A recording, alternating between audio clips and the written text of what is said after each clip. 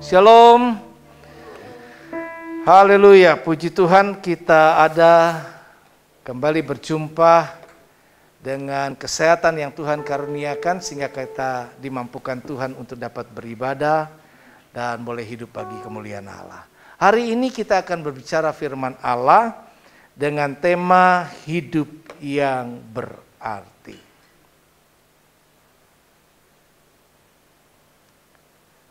Firman Allah kita akan baca bersama-sama diambil dari kitab Yeremia pasal yang pertama ayat yang kelima.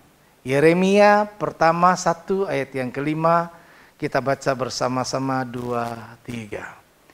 Sebelum aku membentuk engkau dalam rahim ibumu, aku telah mengenal engkau. Dan sebelum engkau keluar dari kandungan, aku telah menguduskan engkau. Aku telah menetapkan engkau menjadi nabi bagi bangsa-bangsa. Ayat ini perlu kita pahami supaya memberi makna dalam hidup kita. Sebelum aku membentuk engkau dalam rahimmu, aku telah mengenal engkau. Dan sebelum engkau keluar dari kandungan, aku telah menguduskan engkau. Aku telah menetapkan engkau menjadi nabi bagi bangsa-bangsa. Ayat firman Allah ini ditujukan pertama tentunya kepada Yeremia, bagaimana Allah berfirman kepadanya. Tetapi firman ini tidak hanya berlaku bagi Yeremia, tetapi juga berlaku bagi kita semua yang percaya. Nah, kita lihat di sini bahwa tidak ada manusia yang lahir ke dalam dunia ini secara kebetulan. Kita sudah tahu hal itu. Pasti ada campur tangan Tuhan, Sang Pencipta yang mengaruniakan kehidupan. Kita tidak hanya hadir di dalam dunia ini hanya karena faktor kebetulan. Sekalipun mungkin ada orang-orang yang lahir tidak diinginkan oleh orang tua, sehingga terjadi dalam hidupnya kepahitan. Namun kita percaya sebagai orang yang percaya itu, bahwa ketika Tuhan mengizinkan orang itu hamil, ketika Tuhan mengizinkan kehamilannya ini bisa membuahkan kelahiran, dan ketika itu kita percaya bahwa ada rencana Tuhan dalam hidupnya. Nah, kita lihat di sini ada beberapa hal penting yang harus kita pahami dari konteks ayat ini. Mari yang pertama kita coba melihat apa yang menjadi maknanya. Yang pertama bahwa dikatakan Tuhan yang membentuk hidup kita. Sebelum aku membentuk engkau dalam rahim ibumu. Jadi Allah membentuk setiap kita, saya dan saudara. Ada bagian ayat-ayat yang mengatakan demikian, karena itulah Tuhan Allah membentuk manusia itu dari debu tanah. Tanganmulah yang membentuk aku. Siapakah kamu, hai manusia? Maka kamu membantah Allah. Dapatkah yang dibentuk berkata kepada yang membentuknya, mengapa engkau membentuk aku demikian? Itu rentetan ayat-ayat yang kita bisa melihat bahwa dari situ kita tahu bahwa memang Tuhanlah yang membentuk saya dan saudara. Allah menjadikan kita sekalian serupa dan segambar dengan Tuhan.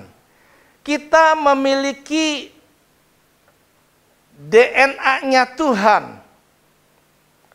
Kita memiliki sebuah kapasitas kemampuan yang diberikan Allah kepada kita dibanding dengan semua makhluk lain. Tetapi sayangnya seringkali bahwa ketika Allah sudah membentuk kita serupa dan segambar, Allah buat kita seperti kita adanya, itu awalnya sempurna, namun manusia seringkali nggak cukup puas mensyukuri keberadaannya. Tuhan merajut kehidupan manusia sejak dalam kandungan ibunya. Saya dan saudara tentu, apalagi saya punya background di mana Tuhan karuniakan kepada saya dalam keluarga. Di antara semua anak-anak yang lahir perempuan, betapa orang tua menginginkan saya laki-laki dapat juga hadir di tengah-tengah keluarganya. Dan ketika Allah izinkan hal itu terjadi dalam kehidupan keluarga saya, maka terlahirlah saya pada waktu itu, dan kita percaya bahwa Allah mengizinkan sesuatu itu terjadi bukan hal yang kebetulan. Tuhan merajut. Merajut itu sesuatu upaya yang dikerjakan cukup memakan waktu. Kalau Allah membuat itu tidak hanya dengan firman, tapi manusia dibuat dengan tangan Allah. Tetapi sayangnya sekali lagi, saya dan saudara ini tidak bisa mensyukuri keberadaan kita ini sebagaimana kita ada. Ada banyak ketidakpuasan diri kita yang juga dialami pada waktu itu oleh godaan setan, ditujukan kepada Hawa, kemudian mengajak suaminya Adam, sehingga mereka memberontak kepada Tuhan. Dan akibatnya gambar diri manusia itu yang serupa dan segambar dengan Allah menjadi rusak. Tidak sesuai dengan sasaran Allah, tidak sesuai dengan apa yang Tuhan inginkan. Ya, kita lihat di sini ia membentuk manusia menurut gambar dan rupanya, namun tanpa disadari proses pembentukan manusia dapat dihancurkan oleh manusia itu sendiri yang diberikan kepada Tuhan sebuah kehendak bebas untuk menentukan pilihannya. Ingat peristiwa penciptaan manusia, Tuhan menciptakan Taman Eden untuk manusia. Disediakan semua sarana. Manusia itu sebelum kemudian dibentuk Tuhan, sudah disediakan semua fasilitas untuk kehidupan kita. Ya. Namun manusia lebih memilih untuk berbuat dosa yang mengakibatkan kematian secara rohani. Manusia kehilangan kemuliaan Allah. Tadinya manusia mendapatkan kemuliaan Allah, tetapi akibat dosa manusia kehilangan kemuliaannya. Karena manusia kurang dapat mensyukuri keberadaannya sebagaimana adanya. Jadi ingat saya dan saudara, dari poin ini, kalau Allah membentuk saya dan saudara bukan perkara yang kebetulan, ada campur tangan Tuhan, tetapi yang perlu kita lakukan adalah mari kita terima diri kita apa adanya, mari kita mensyukurinya, dan mari merasa cukup kepada Allah bahwa semua yang Tuhan karuniakan adalah baik. Kemudian yang kedua ditekankan bahwa bukan cuma Tuhan yang membentuk kita, tetapi dikatakan sebelum kita ini dibentuk Tuhan, Allah tahu persis. Allah tahu persis. Tuhan mengenal kita. Tuhan mengenal saya dan saudara. Aku telah mengenal engkau. Terlebih dahulu Tuhan kenal setiap ciptaannya. Ketika ia ciptakan Adam, kemudian dia lihat segala fasilitas diberikan, kemampuan, kuasa, wewenang, kebebasan. Tetapi waktu itu sekalipun binatang-binatang diberikan kekuasaan kepada Adam untuk memberikan nama dan menentukan nama. Dan nama itu yang ditentukan Adam itu juga nama yang akan disebutkan orang. Tetapi manusia Allah ciptakan, dia sendiri yang menciptakan, dia yang membentuk tadi. Tuhan kenal bahwa ada kelemahan, ada kelebihan tiap-tiap saya dan saudara. Allah tahu, Allah tahu. Nah, kalau Allah sangat tahu, maka sebenarnya tidak perlu khawatir. Allah tahu semuanya, Allah kenal saya dan saudara sampai kedalamannya. Semuanya, luar dalam Allah tahu. Bahkan pikiran hati yang tidak terlihat oleh orang lain, Allah pun kenal kita. Tapi pertanyaannya sebagai ciptaan, apakah kita juga cukup mengenal Allah? Tuhan mengenal pribadi kita dan Tuhan rindu saya dan saudara itu mempunyai persekutuan yang intim dengannya. Di dalam kehidupan saya dan saudara, awalnya kita lihat bahwa sejarah manusia, mereka ditempatkan di Taman Eden dalam komunitas dengan Tuhan. Jadi sekali lagi kita sadar, diingatkan aja bahwa kita ini bukan nggak tahu, tapi seringkali kita lupa bahwa betapa inginnya Allah selalu bersama-sama dengan kita. Apakah kita mengenal isi hati Tuhan Sang Pencipta kita? Apakah kita mengenal apa yang Dia inginkan di dalam kehidupan kita? Bukti bahwa seseorang benar-benar mengenal Allah itu adalah orang tersebut akan memenuhi perintah-perintahnya. Yang kedua, orang tersebut akan mengasihi satu sama lain. Dalam 1 Yohanes pasal yang kedua ayat 3 dan seterusnya kita akan lihat di situ, semua hal ini menyatakan rangkuman hal yang seperti ini. Jadi kalau saya dan saudara benar-benar mengatakan saya sudah kenal Tuhan, kalau kenal ya ikut dong. Kenapa? Karena kita ini tahu bahwa Tuhan pasti akan lakukan hal-hal yang terbaik buat kita. Karena itu kita akan selalu taat, kerjakan apa yang Tuhan mau. Dan Tuhan Allah itu kasih katanya.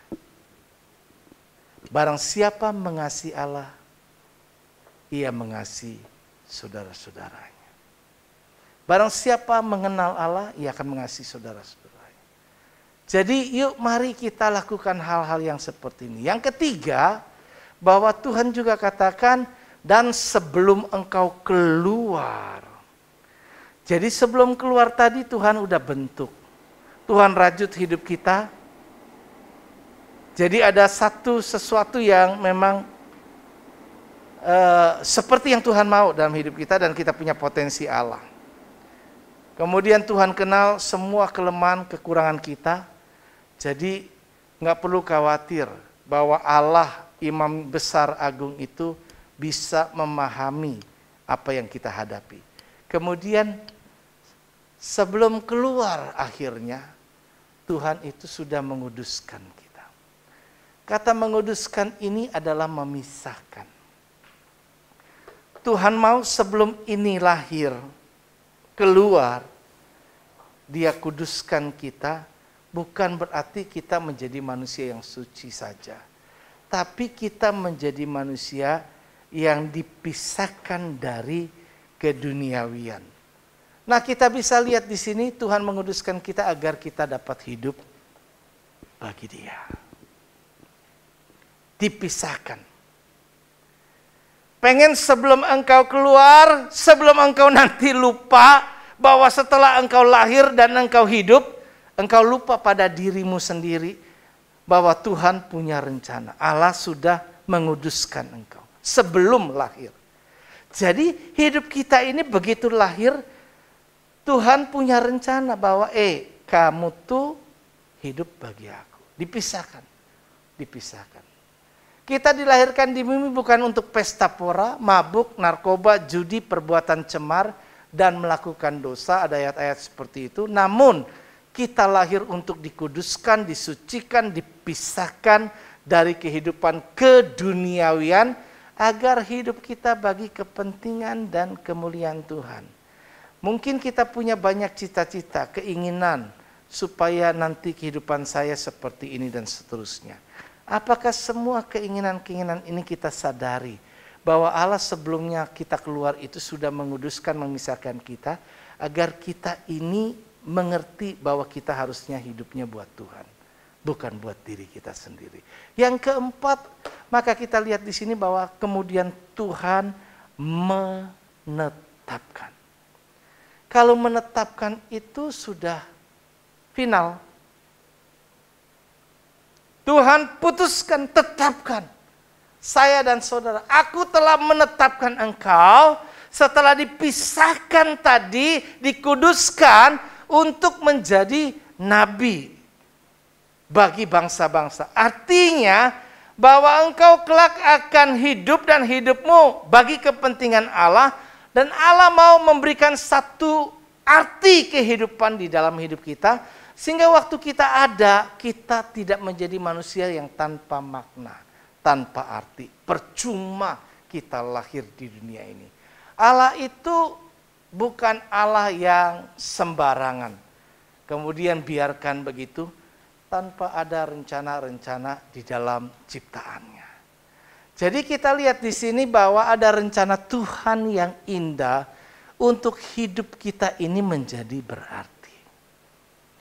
Tuhan menetapkan rencana yang indah bagi kita agar hidup kita berarti. Ingat peristiwa beberapa tokoh yang saya tampilkan, diantaranya adalah Yusuf. Dia berusia 17 tahun ketika dijual sebagai budak oleh kakak-kakaknya. Tuhan mengizinkan peristiwa ini terjadi di dalam kehidupan Yusuf karena ada rencana Tuhan yang indah agar hidup Yusuf ini bisa memberikan sebuah makna, arti, enggak percuma sia-sia. Ya, 13 tahun Yusuf hidup sebagai budak dan 3 tahun terakhirnya ia hidup dalam penjara. Allah kemudian akhirnya dalam proses pembentukan pribadi Yusuf ini mempromosikan dirinya bisa menjadi penguasa muda di Mesir setelah Raja Firaun. Luar biasa. Kehidupan saya dan saudara dirancang Tuhan, ya, dirajut Tuhan bukan sebagai sesuatu tanpa arti, ya, tanpa arti. Hidup kita bertanya, ada orang-orang anak muda yang hidupnya cuma sia-sia. Bahkan orang tua, saya sudah lanjut, hidupnya kayaknya nggak ada arti. Cuma jalani hidup hari lepas hari, sampai kematian menjemput kita. Ada satu lagu pujian berkata, hidup bukan karena hari, hidup hanya karena arti, bebas dari segala dosa, inilah arti hidupku. Pernah dengar gak lagunya? Hidup bukan karena hari. Jadi enggak cuma karena hari-hari kita ini.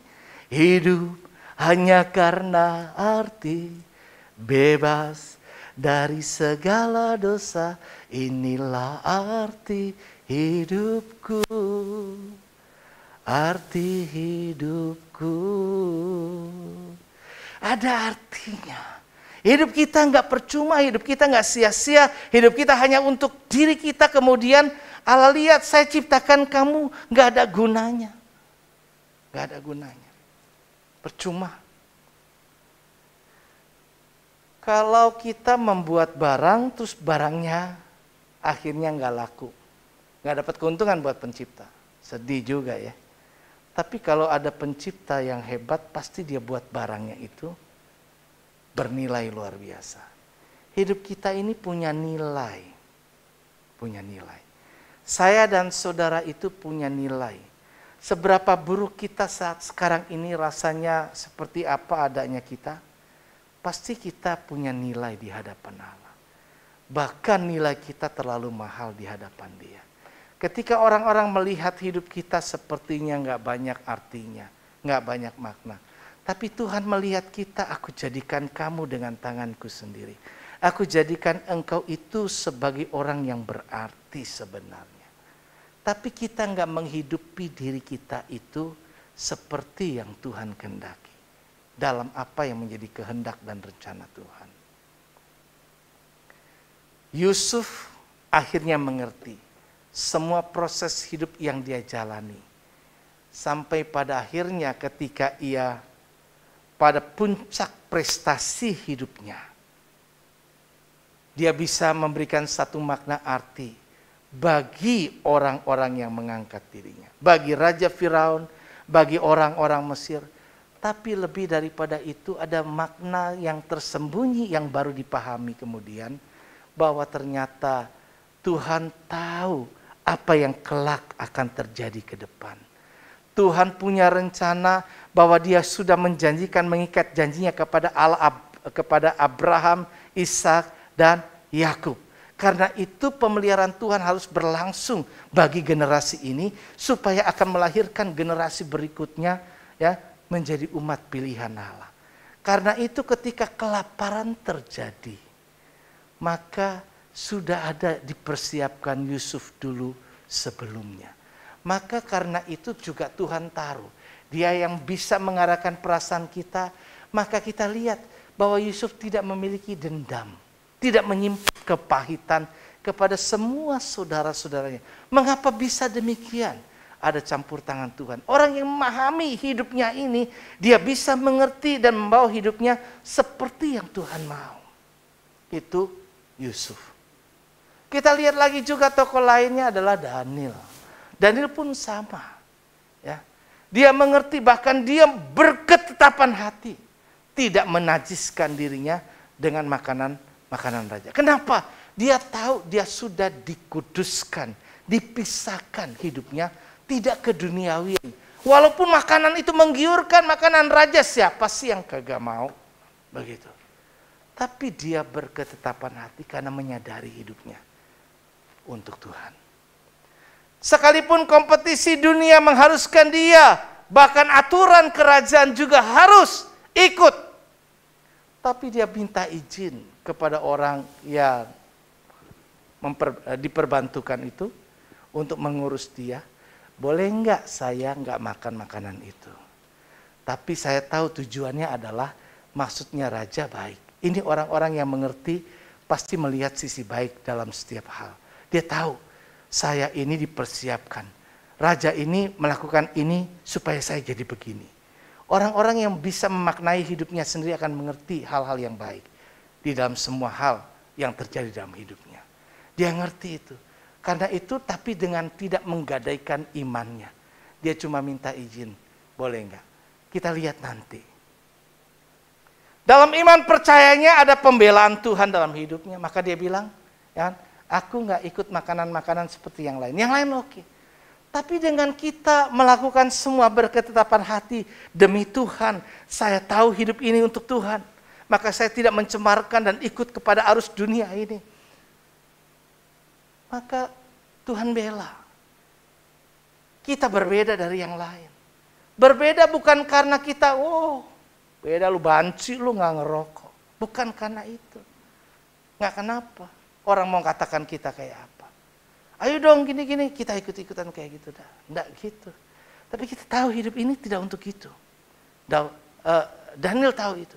Maka 10 kali lipat kan dikatakan kepandaiannya. Bahkan dipromosikan. Di antara orang-orang yang menjahati dia. Seperti Yusuf juga. Ada orang-orang lain yang menjahati dia. Menjebak dia. Kepengen menghancurkan hidupnya. Masa depannya. Tapi orang-orang yang tetap di dalam Tuhan dan memaknai hidupnya mengerti. Saya harus punya arti hidup ini.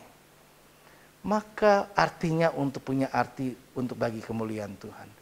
Maka Tuhan akan tuntun hidupnya sampai pada akhirnya orang-orang yang menjebak pun siapa yang membuat lubang dia akan jatuh pada lubangnya sendiri. Orang-orang yang mengadakan atau merencanakan hal-hal yang jahat dia sendiri akan memakannya. Karena selalu saya dan saudara paham selalu hukum tabur tuai. Ya. Kalau engkau menabur merencanakan hal yang jahat, ya ada Allah yang bisa membuat engkau rasain sendiri kejahatanmu. Dan perlindungan Tuhan dalam hidup kita. Demikian yang terjadi atas Daniel. Esther pun sama. Wanita biasa. Tapi Tuhan bisa buat. Di antara semua wanita-wanita yang ikut berlomba bisa menggantikan menjadi ratu. Mendampingi raja. Ternyata akhirnya atas penentuan Tuhan, maka Esther terpilih. Tapi setelah terpilih, sekali lagi Mordekai pamannya mengingatkan dia, jangan lupa. Kalau engkau tidak mau hidupmu berarti dipakai Tuhan, Allah bisa menggantikan orang lain. Ada rencana jahat atas umatnya Tuhan. Hadapi suamimu. Kasih tahu rencana jahat itu. Supaya bangsa umat Allah tidak binasa. Kalau pikir dirinya sendiri dengan aturan yang dia sangat tahu. Secara umum rasanya nggak mungkin. Tapi sekali lagi dia akan menyadari hidupnya. Aku ada di sini. Bukan untuk aku menikmati semua kenyamanan hidup. Tapi hidup saya bisa memberi arti. Itu yang terjadi atas Ester. Sehingga ia boleh berkenan kepada raja dan menjadi orang yang memberi sebuah makna menyelamatkan umat dari rencana dimusnahkan. Kita lihat Allah nggak cuma kerjain sendiri semuanya, tapi dia bisa pakai saya dan saudara, dan dia mau pakai hidup saya dan saudara, agar hidup saya dan saudara ketika sudah dikaruniakan hidup, maka dikaruniakan segala-galanya, itu nggak lupa diri bahwa hidup kita harus memiliki arti. Yang berikut kita bisa lihat bahwa hidupilah sesuai dengan kehendak dan rencana Tuhan. Banyak orang suka keluar. Allah menetapkan kita untuk sesuatu yang baik. Tuhan berfirman kan, kita tahu ayat itu. Aku tahu itu berarti Allah mengenal. Rancangan-rancangan apa yang ada padaku. Rencana Tuhan tadi dalam hidup saya dan saudara setiap kita. Yaitu rancangan damai sejahtera dan bukan rancangan kecelakaan, untuk memberikan kepadamu hari depan yang penuh. Allah kepengen bawa. Nah, aku sangat ingin supaya hidupmu itu luar biasa. Yang kuharapkan adalah, ayo ikutilah semua ini. Percayalah kepadaku. Sebelum Yeremia lahir, Allah sudah menetapkan bahwa ia akan menjadi nabi. Sebagaimana Allah menetapkan rencana bagi kehidupan Yeremia, demikian pula dia menetapkan rencana bagi kehidupan setiap orang, saya dan saudara juga. Rencana Tuhan menjadikan hidup kita berarti baik bagi Tuhan maupun bagi sesama. Tuhan mau agar kita hidup sesuai dengan kehendak dan rencananya, dan membiarkan dia, beri kesempatan kepada Tuhan untuk menggenapi rencananya di dalam diri kita. Kita lihat kisah banyak tokoh-tokoh yang lain, ada orang yang keluar dari rencana Allah. Saul gagal. Kenapa? Karena pilihan hidupnya sendiri. Karena banyak menggunakan logikanya sendiri. Allah kepengen engkau taat, dengar-dengaran, menghidupi. Ketika itu sebuah kehormatan bagi Saul, tercatat sejarah sebagai raja pertama. Dan Allah sudah mengurapinya melalui Samuel. Allah menyertainya. Allah membelanya sehingga kemenangan demi kemenangan dalam perjuangan dia memimpin bangsa Israel dalam peperangan, dia diberikan Tuhan kemenangan. Tapi seringkali lupa. Ini. Sehingga terjadi reorientasi, terjadi perubahan di tengah perjalanan hidup kita, oleh karena hidup kita tidak kita hidupi sesuai dengan kehendak dan rencana Tuhan. Tuhan punya rencana dalam kehidupan setiap orang, juga termasuk saya. Kalau saya punya pilihan untuk tetap menghidupi rencana Tuhan, menghidupi kehendak Tuhan, atau saya mau hidup sesuai dengan saya punya rencana, saya mau hidup sesuai dengan keinginan saya. Bisa.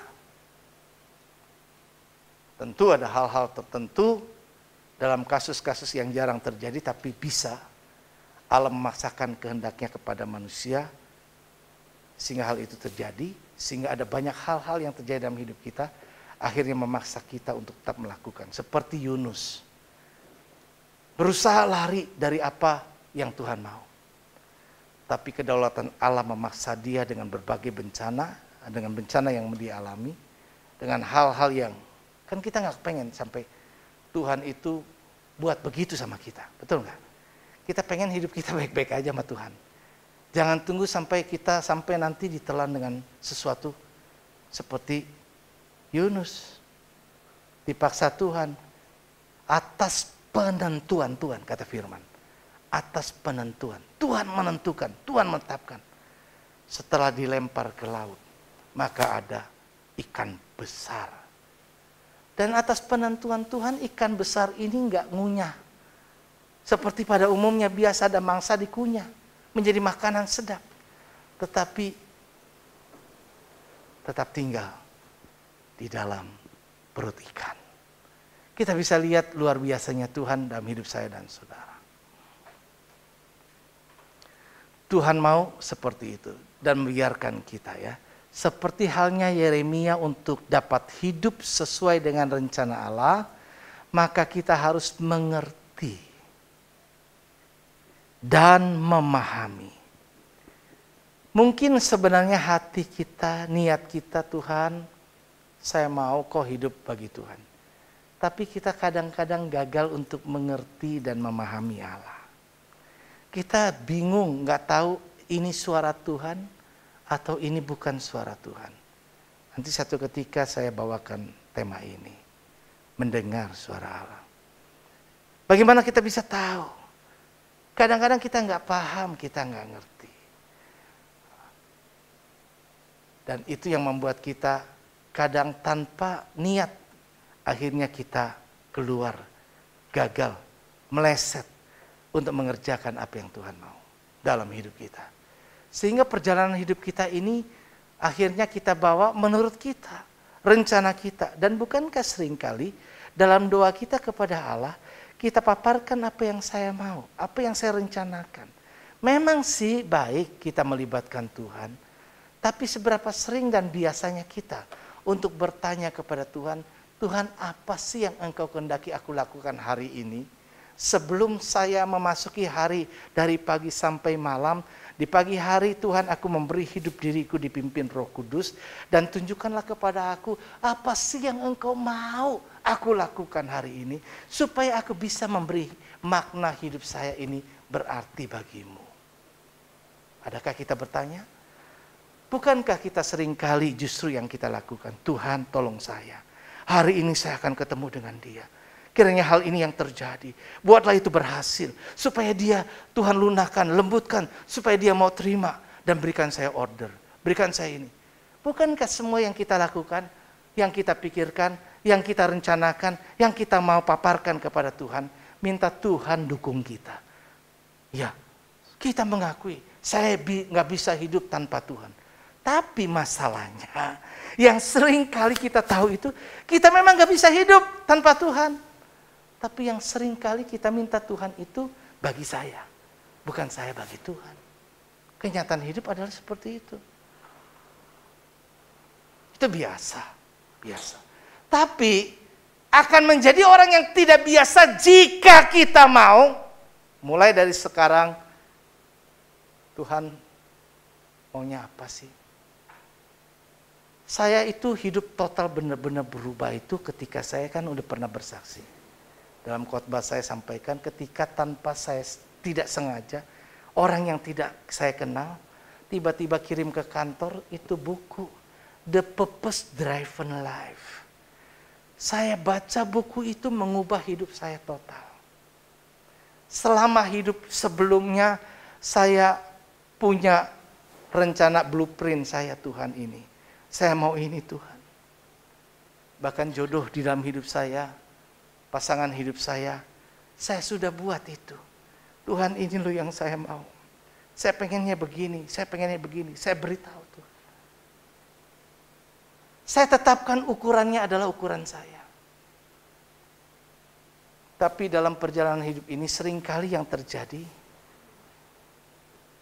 kemudian Tuhan berkata, saya orangnya fair, bertanggung jawab. Kan kamu minta ini, udah saya kasih gini, pilihanmu kan, maunya-mu kan, ya sudah, tanggung jawab atas kita. Tapi bukankah Allah sebenarnya inginnya seperti ini? Bukankah ada banyak hal-hal yang Tuhan inginkan dalam hidup saya dan saudara itu? Lebih daripada apa yang semua yang kita bisa rencanakan itu terbatas nih otak kecil. Otak kiri dan kanan kita. Ada beberapa orang yang tidak bisa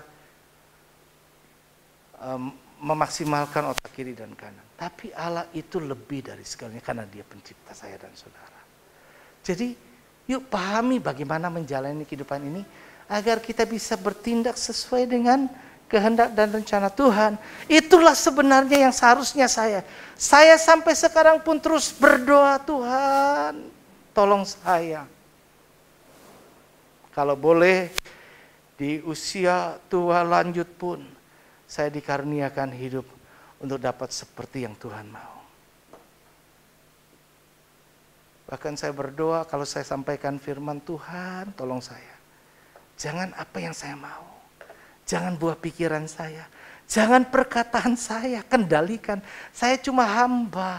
Biarlah saya cuma jadi speaker yang menyuarakan suara Tuhan. Menyampaikan yang Tuhan mau, bukan yang saya mau atau buah pikiran saya. Itu kerinduan saya. Supaya firman itu mengubah hidup kita. Enggak cuma sekedar firman disampaikan, enggak ada apa-apanya, enggak ada perubahan apa-apa. Kenapa? Kita enggak ngerti maunya Tuhan. Tetap enggak ngerti. Bahkan mungkin kita sudah tahu, itu saya sudah tahu. Firman itu cuma jadi logos, pengetahuan. Tidak jadi rema yang masuk mengubah hidup saya dan saudara. Tapi Allah berjanji, tidak ada firman-Ku tidak akan kembali dengan sia-sia. Allah ingin supaya hidup saya dan saudara tidak percuma. Menghidupi apa yang Tuhan kehendaki, itu yang Tuhan inginkan.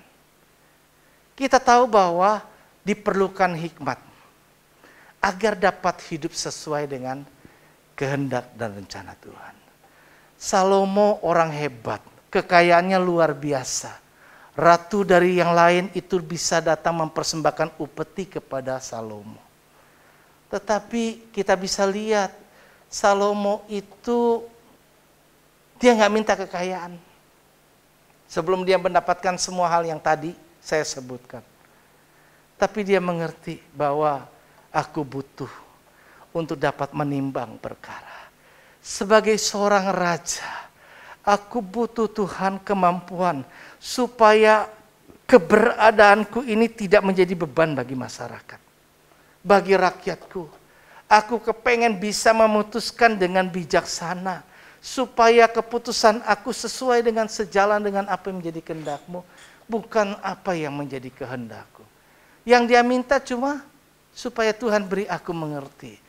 Salomo menyadari akan hal ini dalam memimpin umat Israel sebagai bangsa yang besar. Ia tidak berdoa untuk meminta kekayaan dan kehormatan dan atau diberikan panjang umur supaya saya bisa menikmati betapa menyamannya menjadi seorang raja yang luar biasa, melainkan hati yang faham. Menimbang perkara dapat membedakan antara yang baik dan yang jahat, yang dikenal sebagai hikmat Tuhan. Allah yang mengenal hati setiap orang menilai dan berkenan atas permintaan Salomo. Jadi dia kabulkan semua hal itu. Ada mungkin banyak doa permintaan kita yang seolah-olah tidak kita dapatkan. Kita menjadi kecewa. Bahkan hal-hal itu melemahkan iman kita. Kenapa? Kita cuma berpikir apa yang kita mau. Sekali lagi, manusia masih tetap. Saya mau sampaikan firman Tuhan model apa, saudara cuma bisa tahu. Hanya pada logos. Tapi apakah itu sudah menjadi remah yang mengubah hidup saya dan saudara? Sehingga terjadi perubahan.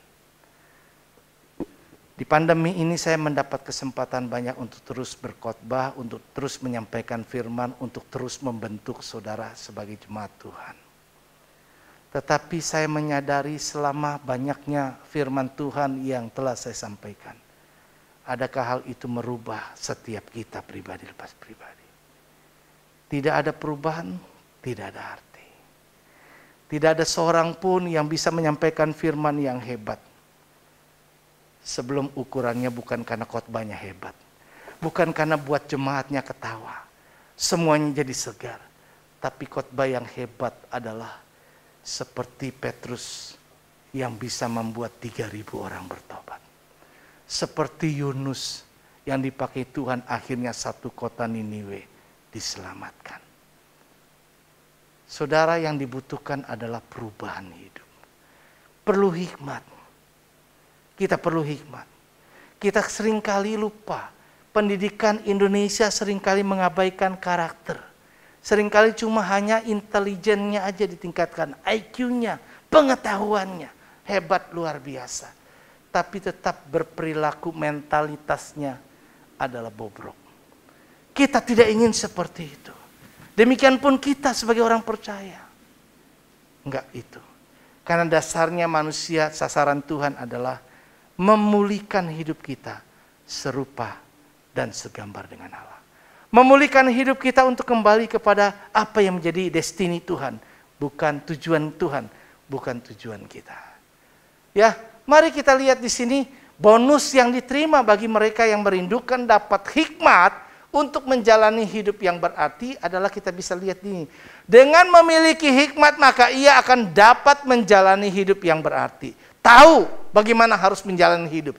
Oleh karena itu Allah mengaruniakan kepada Salomo pada waktu itu hati yang penuh hikmat dan pengertian serta memberkati Salomo dengan apa yang kebanyakan orang menginginkannya, yaitu kita bisa lihat kitab itu ya, kekayaan. Siapa yang nggak mau? Tujuannya banyak hal yang kita lakukan supaya kita bisa kaya. Kemudian apalagi kemuliaan. Di antara semua kekayaan tidak buat kita jadi hina karena korupsi ditangkap KPK. Tapi kita dapat sesuatu, ya, semua kekayaan tadi, semua harta benda yang kita dapatkan, dapat kita nikmati. Karunia Tuhan terbesar dalam hidup kita bukan kekayaan, bukan harta benda, tapi karunia menikmati. Ada banyak orang gak bisa menikmati apa yang Tuhan berikan. Dan kemudian panjang umur. Gak cuma hari ini sekilas sebentar kita nikmati, tapi sepanjang umur yang Tuhan karuniakan, hidup kita baik. Itu bonus, karena itu ayat firman Tuhan berkata, carilah dahulu kerajaan Allah. Kerajaan Allah. Kerajaan Allah itu supaya pemerintahan Tuhan itu. Pemerintahan Tuhan. Jadilah sesuai dengan kehendak-Mu. Dan kebenarannya. Berlakulah kita di dalam kebenaran firman Allah. Semuanya ditambahkan. Allah mengerti, Allah peduli apa yang kita butuhkan selama hidup di dalam dunia. Tapi masalahnya sadarkah kita tadi, Dia yang membentuk kita, Dia kenal saya dan saudara, kemudian Dia juga menguduskan dan Dia juga sudah menetapkan. Ini untuk hidupmu. Nah, sekarang bisa terjadi saja dalam perjalanan hidup kita berubah. Allah tidak pernah menetapkan Yudas Iskariot jadi pengkhianat. Firman Allah tidak pernah ada nubuatan bahwa Yudas Iskariot pengkhianat. Tapi firman Tuhan menetapkan ada orang jalannya kayak begini, Tuhan akan jadi kayak begini. Tapi itu bisa menjadi jalan media yang Tuhan pakai. Jangan sampai kita dipakai iblis untuk menggenapi rencana Allah tadi. Bukan untuk hal yang baik. Hidup kita gak berarti. Dalam perjalanan hidup kita akhirnya kita tidak ending sampai finishing well. Seperti Yudas. Cari uang, nilainya semuanya uang. Semua diukur dengan uang. Bahkan Yesus pun ditukar dengan uang.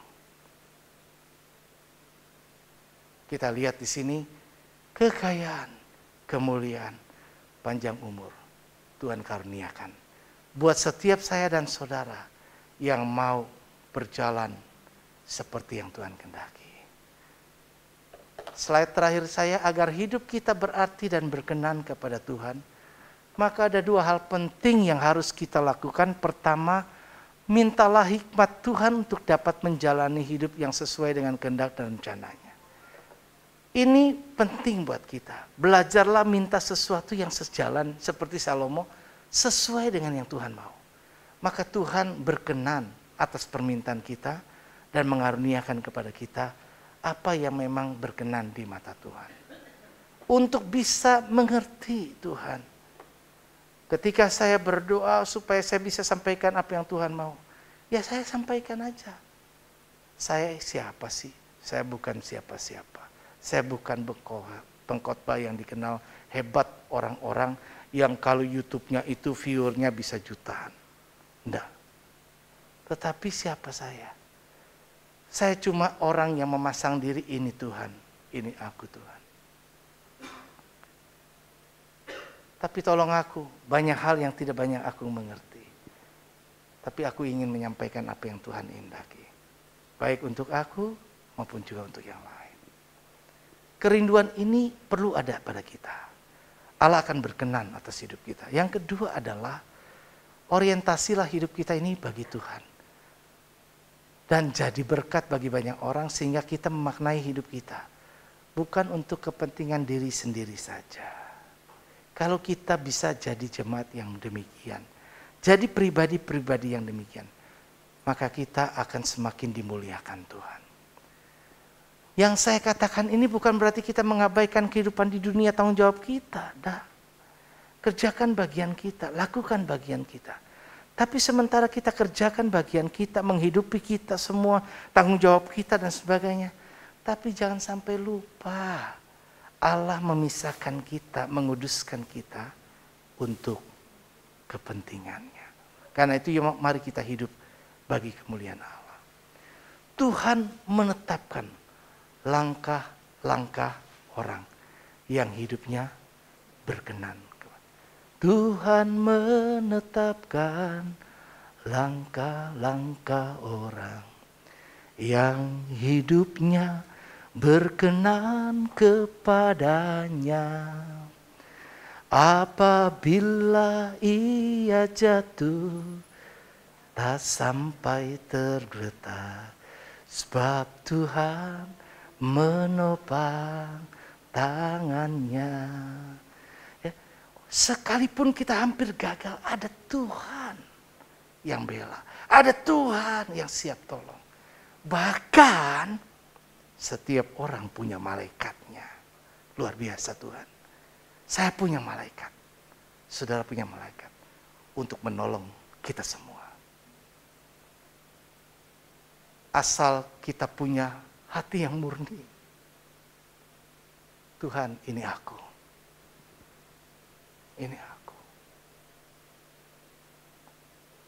Yuk, kita masih memiliki kesempatan banyak.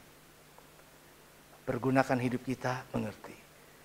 Hidup bukan karena hari, hidup hanya karena arti, bebas dari segala dosa, inilah arti hidupku. Kita ingat ya, hidup bukan karena hari, hidup hanya karena arti, bebas dari segala dosa, inilah arti hidupku. Arti hidupku. Bebas dari segala dosa, dari segala hal yang menyakitkan Tuhan, untuk memberi makna hidup sesuai dengan rancangan dan kehendak Allah. Jika demikian, kita akan lihat ke depan orang-orang hebat terlahir dari GBI Gunung Sahari. Amin. Tuhan berkati. Mari kita bangkit diri.